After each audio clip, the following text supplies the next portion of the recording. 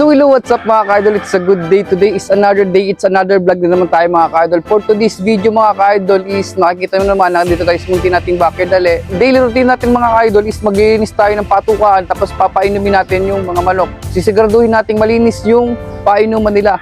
Tapos this molting season mga ka-idol, mahalaga na mapainom natin ng vitamins yung mga alaga natin para stay healthy sila tapos yung tubo ng balahibo nila is maganda. Gagamit tayo mga ka-idol ng Vitamin Pro mga ka-idol dun sa ating mga alaga mga ka-idol. Paano ba natin ito ginagamit? Stay tuned.